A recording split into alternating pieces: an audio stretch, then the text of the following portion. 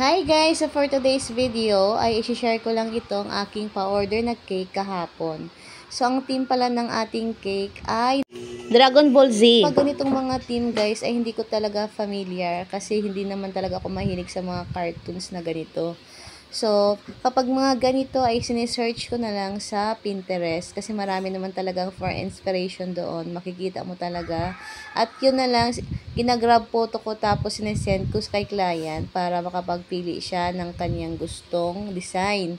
So, ayun, ito nga ang napili ni client na design ng ating cake. So, ang kanyang color ay orange. So, paano ba ako nagkulay ng orange, guys? So, hindi talaga orange ang food gel na ginagamit ko.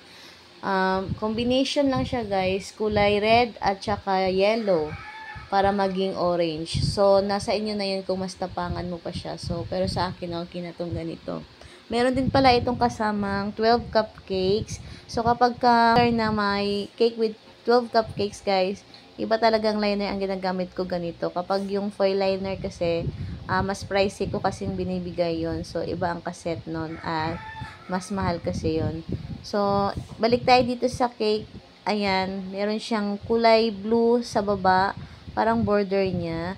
Ang gamit ko dito, guys, ay ang gamit kong food gel dito ay navy blue na Chef Master. So, ayan. Gumamit lang ako ng acetate kapag nagpapakinis kasi talagang magaan siya sa kamay at mas madali siyang pakinisin. Manageable talaga siya.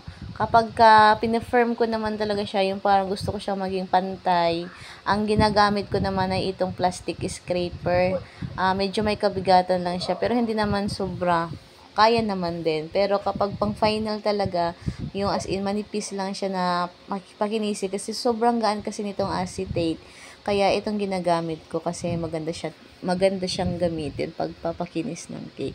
So ito naman, meron kasi ang design ang cake na ito. So wala akong ganyang pang design. So kinakat-cut ko na lang yung isang kong acetate para meron tayong pang design sa ating mga border ng cake.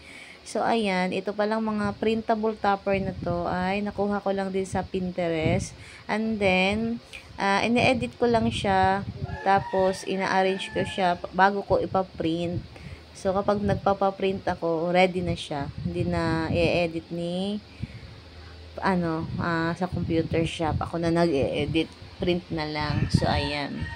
Minsan talaga maganda yung mga cake topper na nakukuha natin malinaw. Meron ding namang malabo din. So, kasi hindi, pag sa Pinterest ka kasi hindi mo naman makikita kung high resolution siya.